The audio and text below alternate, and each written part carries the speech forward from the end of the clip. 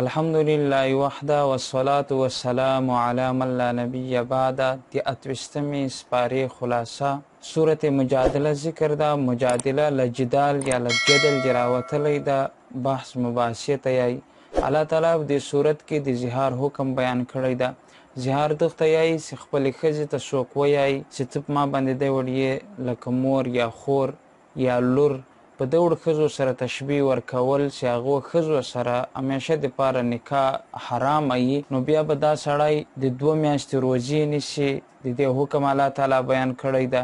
یا به غلام آزادوي یا به شپېتو کسانو ته دی مړی ورکوي. مخته په دې صورت کې آداب مجلس بیان شو چې د مجلس آداب دا د څوک راشي نو زړه پراخه کېدی جای ورته خلاصوي، یا څوک سلام وکړي تاسې ښه ور بیا کوئ یا ښه جواب په احسن طریقې سره ورکوي. مخته د منافقینو ذکر وشو چې دا منافقین له یهود او نصاراو سره دوستی دي، محبت کې ایمان ولته وویل چې تاسې دوستی او مه ورسره کوي. مخته د مؤمن مبارک الله تعالی وفرمایل چې د مؤمن شان دا ده چې تر هر شي نه زیات له رسول الله صلی الله علیه وسلم سره محبت کې. تر دې پورې د صحابه به دغه هیر شوی، ځکه الله تعالی ورته وویل رضی الله عنه ورضوا عنه، او دغسې اولئک حزب الله الفاظ چې دا د الله تعالی جماعت ته. مخته صورت حشر ذکر کیږي. په دې صورت کې لاول الحشر، حشر جمع کېدلو ته یایي، ځکه دې صورت تم صورت حشر ویل کیږي، او حشر جمع کېدلو ته یایي بنو نذیر راجوجی کړو،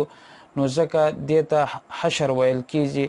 نور ټولې قبیلې له مدینې وباسلې. یهودو انجام په دې کې ذکر شو چې د یهودیانو انجام اخیر خراب شویه د دوی د خصو عاداتو په وجه باندې چې دوی به بد عهدي کړه او واده خلافي به یې کړه.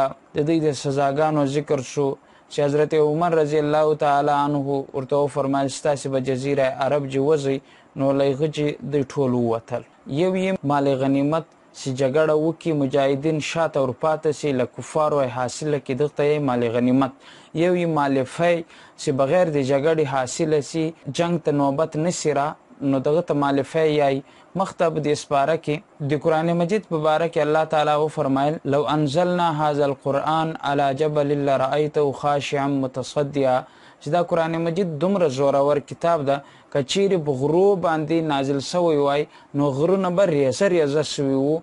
خدا د رسول الله صلی الله علیه وسلم زړه باندې نازل کو الله تعالی د هغوی زړه برکت په وجه باندې تر زړه راووتویه. نن موږ دغه شی برداشت راوړای سو. بیا په دې سپاره کې اسماء حسنا بیان وشو د الله تعالی د نومونو. الله تعالی وفرمایل اسماء حسنا سره دعا الله تعالی جکي الله تعالی به قبلوي. سورت ممتحنه ذکر وشوی. دې کې خاص واقعه حاتم بن بلتعه مشهور واقعه ذکر کړه. په اخر کې په دې صورت کې د کافرانو ذکر یو کو چې کافرانو سره دوستی مکیه. مختص د حضرت ابراهیم علیه السلام پلار ذکر یو کو چې حضرت ابراهیم علیه السلام پلار کافرو، نو د له سره دوستی نه ولګوله، تعلق یې ورسره کټ کوي. الله رب العزت سره دوستی ولګوله. معنا مطلب دا که چیرې مور او پلارم سړی په شرک باندې ور مجبوره کوي، نو د هغو خبره مه منئ، الله تعالی سره خپل تعلق جوړ کړي. مخته دا ذکر وکړو چې یو وخت به راځي الله تعالی به دا کافرانو ته بیا توفیق ورکړي د اسلام، او بیا به تاسې په منځ کې محبت یي او تعلق به قایم وي. په اخر کې الله تعالی په دې صورت کې د هغو ښځو ذکر یې وکړو چې صحابیات وې له رسول الله صلی الله علیه وسلم چې به لاسنیوی کویه. د بیعت ذکر یې وکړو. الله تعالی ورته وفرمایل چې بیعت ورکوه، لاسنیوی ورکولی شي، خو 6 شرطونه ورته ږده. شرک به نه کوي ورته ویایه، زنا به نه کوي، غلا به نه کوي، په چا باندې به بهتان نه لګوي، قتل به نه کوي، او د رسول الله صلی الله علیه وسلم هر حکم به منئ، نافرمانی به نه کوي. په دغه بیعت ثابته ده، په قرآن کې راغلی ده. په دغه شرایطو سره ته لاسنیوی هم ورکولی شي. مخته بیا الله تعالی چې د دوی په باره کې دعا هم کولی شي، استغفار هم کولی شي. صورت صف ذکر شوی. مخته په دې سپاره کې صف لفظ راغلی ده، صفونو ته یایي چې ځکه د دې صورت نوم صورت صف کېښودل شو. دې کې الله تعالی د جهاد او د قتال ترغیب مسلمانانو ته ورکړی ده، او د مسلمان د مؤمن شان دا ده الله تعالی له یغ مؤمن سره محبت کی چې دی په اسلام باندې او د کافرانو خلاف سخت دیوال جوړ سوی او ورته ولاړی. جهاد یو د تجارت سپدي کې هیڅ نقصان نشته. الله تعالی خپل رضا مور په نصیب کوي، جنت مور په نصیب کوي، مال غنیمت مور په نصیب کوي. جهاد د اسلام یو شان او شوکت ده.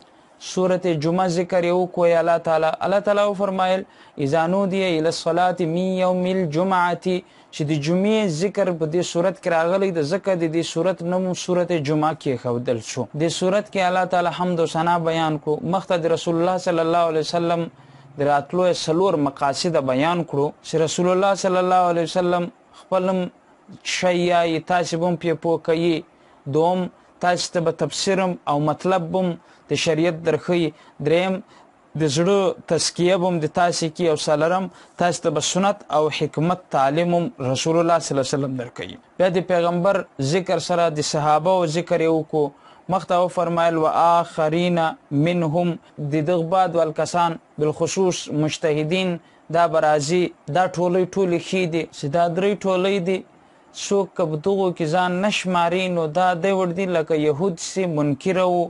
د دوی مثال د خرو دي چې په خر باندې کتابونه بار کې او عمل نه پی. په اخر کې الله تعالی د يهوديانو مبارک چیلنج ورکو کدا يهوديان ځان ته په حق باندې یې نو دوی د سوال وکي کوم په حق نه الله تعالی د مختمر راول اس کله به دا سوال نه وکي دا چیلنج بنه کی قبول. بیا د نماز د جمعې ذکر سوی دا د سورته جمعه کې چې اول اذان ګوسی نو ټول تجارت ارشي پریدي صرف او صرف د نماز تیاری کوي، دغه شاته سنموز وکیا، بیا تاسو ته کاروبار حلال ده کاروبار کړای. سورته منافقون ذکر وشویا. په دې صورت کې راځي اذا جاءك المنافقون، نو منافقون لټکی جی د دې صورت نوم کې خودل شو. دلته په دې صورت کې الله تعالی د منافقینو عادت ذکر کړو چې دا د اسلام دښمنی کې او دغه سي درواغ یای دوکه ور کوي، ظاهر او باطن د دې نه سره برابر، په زړه کې یو خبره په خلو باندې بل خبره دغه ته نفاق یای. نو رسول الله صلی الله علیه وسلم مخالفت کې مسلمانان نو تاول مسلمانانو تاسو او خيار وصیه ځان په غفلت کې ما چوي له دغه کارو ځان وساتي. مخته سورته تغابن ذکر شوی. تغابن یای هار او جیت ته ګټل او پړېدل وته یای چې د قیامت ورځ دغه ذالک یوم التغابن هغه ورځ د ورځ ده یو سړی به کامیاب کیږي لا به ناکام کیږي. ځکه د دې صورت نوم تغابن کې خودلی شو. دلته د مخته قومونو څه ذکر وشوی، دغه احوال ذکر کوی، بیا دغه انجام ذکر کو. بیا موږ دغه خبره باندې پوکړو چې ناشکری ځان بچ کیا، ناشکری مکي. بیا د قیامت د ورځې چې د کافرانو به کوم افسوس شي دغه ذکر وشوی. بیا اهل ایمان ته وویل چې له فتنو ځان بچ کیا، چیرې قتل فتنه یې لغه ځان بچ کی، درواغ فتنه جوړیږي، دغه سوري ازمایښونه می لازمایخم له امتحاناتم ځان بچ کی. خزه سړی ته امتحان جوړېدلای شي، اولاد سړی ته امتحان جوړېدلای شي، مال سړی ته امتحان جوړېدلای شي. مال د شریعت مطابق استعمال کړئ، خزه ته د شریعت مطابق حقوق ورکړئ، اولاد ته د شریعت مطابق پرورش ورکیا، نو تاسو بلدی ازمایش بچ یاست. سورته طلاق بده اتوستم اسپاره کې الله تعالی ذکر کوی. د طلاق مسائل بده صورت کې ذکر دي، احکام ذکر ده، رجوع ذکر ده، عدت ذکر ده. مخته الله تعالی فرمایش تقوا اختیار کړئ. د تقوا ډیر زیات فواید دي. الله تعالی به تاسو ته الله ری اسانه رزق به الله تعالی درکړي، مشکل به درته اسانه کې الله تعالی. مخته د نعمتو ذکر الله تعالی کو د صورت کې د نکاح کولو بعد تر اخیره پورې دا کوشش کوي چې خځه ته طلاق مو ورکوي. بل فرض المحال د میړه او د خځې نسره جوړیږي، یو مجبوری بیا د ځان ته کېدلای شي. مخته د اتوستم اسپاره کې الله تعالی سورته تحریم ذکر کوی. یا ایها النبی لما تحرم، دا ذکر راغلی د زکه دالته سورته نوم تحریم کې خودل شو. رسول الله صلی الله علیه وسلم قسم مخړو زبه گبنای نه خرم، الله تعالی ورته د خو حلال د حلال شی ولې ځان باندې حرامي. ازواج مطهرات او ذکر راغوي. یو ته ویل بیان ته رسول الله صلی الله علیه وسلم ډیر زیات خیال ساتي. د مؤمنانو ذکر راغو شل دوغه ځان بچ کیا، ته توبه تلقین راو توبه وکړي الله تعالی ته. د خبره باندې مو پوکړو چې جنتی خزي حضرت مریم علیه السلام او دومه جنتی خزه د حضرت آسیه د فرعون خزه علیه السلام د ذکر وشویا. او دغه شی نوح علیه السلام کافره ښځه دوغسیانې و د دویغو د دوغسي ذکر وشوی د لوط علیه صلات وسلام د ښځې ذکر وشوی مسلمانانو او ښځو ته دا خبره الله تعالی وکړه چې تاسې هم ځان دوړ جوړ کړئ چې سبا تاسې کامیابه یاستئ الله تعالی دې وکړي چې په دې خبره باندې موږ او تاسو ته عمل کولو توفیق رانصیب